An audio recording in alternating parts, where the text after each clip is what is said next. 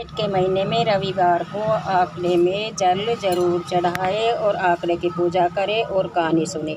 कहानी इस प्रकार है। एक राजा था, उसके दो रानी थी। तो एक रानी को दासी बना के रखता था, जो सारा काम करती दासी की तरह रहती थी। और एक रानी रहती थी राजा की पूरे राज की अधिकारी, और रानी की तरह रहती, न कुछ काम काज करती और राजा के साथ रहती थी।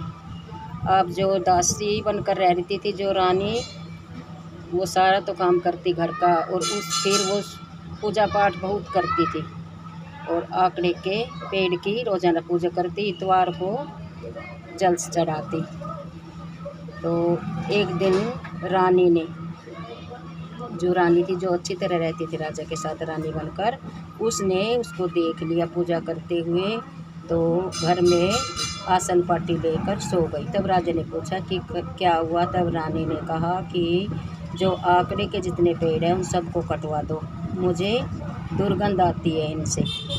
राजा ने अपने सेवक भेजकर सारे आंकड़े कटवा दिए। अब आंकड़े कटवा दिए और फिकवा दिए, तो कहीं एक ऊंचे कंकर में जंगल से में झाड़ के अंदर एक छोटे से आंकड़े की डाली बच गई।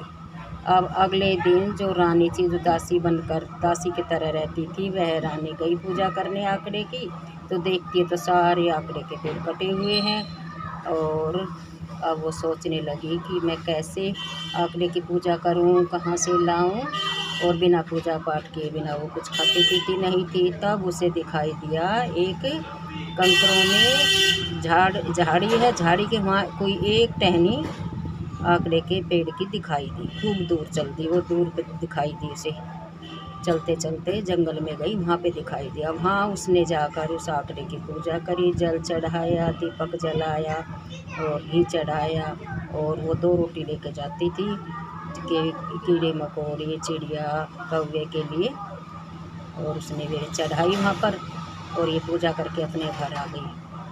उसी दिन राजा शिकार खेलने जंगल में गया था आगे, और जेठ का महीना था, बहुत गर्मी थी। राजा शिकार खेलते खेलते दोपहर में राजा को प्यास लगी आई। तो वहाँ आसपास में कहीं भी पानी नहीं था। राजा ने अपने सेवकों को कहा कि मुझे तो बहुत प्यास लगी है, मेरे प्राण निकल जाएंगे, पानी नहीं मिलेगा। तो उन्होंने देखा वहाँ पर कहीं भी पानी नहीं है। तब उन्होंने दूर, उनकी निगाह गई, कुछ पक्षी उधर मंडराते उड़ते हुए दिखाई दिए। तब राजा मंत्रियों ने, उन सेवकों ने कहा कि उधर देखते हैं, कुछ पक्षी उड़ रहे हैं, शायद वहाँ पर जल है। तो वे वहाँ पर जाकर देखते हैं। तो राजा से कहा कि वहाँ तक तो आप चल सकोगे। राजा वहाँ पे उनके साथ चला गया। जाकर देखते हैं तो वहाँ थोड़ा सा जल है, और दूध और जल की लस्सी भी है कि, और क्या बोलते, दो रोटी रखी है। अब उन्होंने राजा को जल पिलाया, राजा के प्यास बुझ गई, राजा ने जल पिया, तब भी वो जल ख़त्म नहीं हुआ। तब फिर उन्होंने थोड़ा सा नीचे था, एक झील सा बन रहा था उसमें, अब उन्होंने, जो मंत्री थे, सेवक थे, उन्होंने भी जल पिया। तब भी जल वैसा ही रहा, उतना ही रहा, कम नहीं हुआ, घटा नहीं। तब उन्होंने अपने घोड़ों को भी जल पिलाया, क्योंकि वे भी प्यासे थे, तब भी जल उतना ही रहा।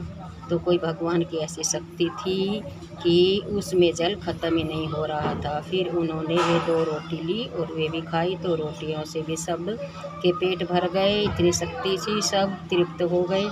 तब वे घर आए, और घर आकर अपने राजा ने बताया कि वहाँ पर आंकड़े के पेड़ के पास एक ऐसी जलहरी थी जल की कि मेरा प्यास से प्राण निकला जा रहा था, और मैंने जल पिया, और सभी सेवकों ने पिया, और हाथी घोड़ों ने भी पिया, लेकिन जल समाप्त नहीं हुआ, और 2 ही रोटियों से सबका पेट भर गया। तब उस रानी ने बताया कि आंकड़े की पूजा तो छोटी रानी करती है।